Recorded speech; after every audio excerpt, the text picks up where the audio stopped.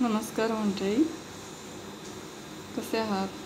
चला तर आज आपण करणार आहोत शेवग्याच्या शेंगाची भाजी, म्हणजे शेवग्याच्या शेंगाचा रस्सा।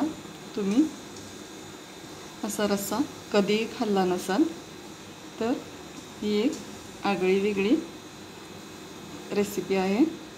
चला तर आपण सुरुवात करूया। इथं 5 शेवग्याच्या शेंगा घेतलेत मी, त्या बारीक चिरून स्वच्छ धुवून घेतले। बघा, शेवग्याच्या शेंगा एकदम मोठ्या पण घ्यायच्या नाही आणि एकदम लहान पण घ्यायच्या नाही, मीडियम साईजच्या घ्यायच्या। इथं एका पातेल्यात मी पाणी गरम करायला ठेवले। पाण्याला उकळ आली की त्यामध्ये आपल्याला या चिरलेल्या शेवग्याच्या शेंगा टाकायच्या आणि त्या 5 ते 10 मिनिट आपल्याला शिजवून घ्यायचे छानपैकी।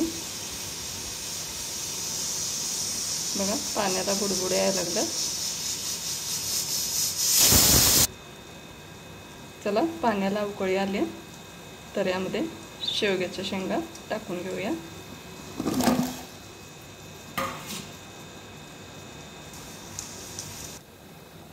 शेवग्याच्या शेंगा शिजत असताना आपल्याला त्यामध्ये थोडंसं मीठ टाकायचं आहे, म्हणजे शेवग्याच्या शेंगा शिजायलाही लवकर शिजायलाही मदत होते।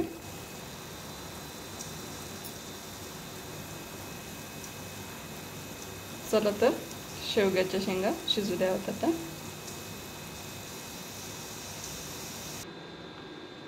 चला तर मसाल्याची तयारी करूया। इथं खोबऱ्याचा काप घेतलाय, जितकं खोबरं घ्याल तेवढंच शेंगदाणे घ्यायचे आहेत आपल्याला। अद्रकचे 2 लहान तुकडे करून घेतले, थोडेसे जिरे, 2 लवंग, 2 काळी मिरी आणि एकदम छोटासा तुकडा चक्री फूल घेतले इथं, आणि आलं लसूणची पेस्टचं 1 पाकीट। हे सर्व जिन्नस आपल्याला मिक्सरला लावून घ्यायचं आहे, बारीक करून घ्यायचं आहे। यामध्ये बाकीचा कोणताही मसाला ॲड करायचा नाही आपल्याला, कारण जास्त मसाला खाऊच नाही आणि जास्त मसाला कोणाकोणाला जास्त आवडतो, कोणाकोणाला आवडत नाही।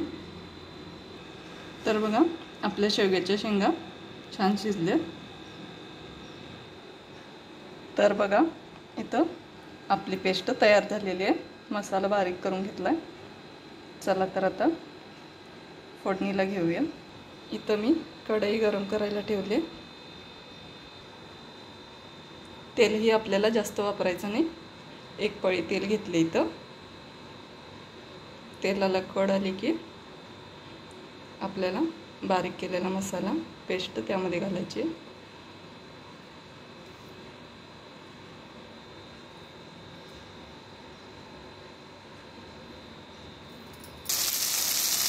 तर बघा, तेल कडले, पेस्ट घातले त्यामध्ये। आता हे लालसर होईल तोपर्यंत फिरवायचं आपल्याला। तर बघा, आपला इथं मसाला तयार होत आलाय। आलं लसूण पेस्ट आणि बाकीचे मसाल्याची जी आपण पेस्ट केलेली ती, आणि यामध्ये आपल्याला 1 चमचा धनेपूड ॲड करायचं आता, आणि 1 चमचा हळद टाकायचं। चला तर आपला मसाला एकदम खमंग, एकदम मस्त तयार झाला। आता आपण मिरची पूड टाकूया चवीनुसार, कुणाला जास्त तिखट, कुणाला जास्त कमी हवं असतं। तर मी इथं चटणी टाकून घेतली, चवीनुसार मीठ टाकायचं आपल्याला। चला तर आपला शेवग्याच्या शेंगाचा रस्सा मस्तच तयार झालाय, खमंग वास येतोय। तुम्ही हे नक्की ट्राय करून पहा। व्हिडिओ आवडल्यास लाईक करा, शेअर करा आणि सबस्क्राईब करा। धन्यवाद।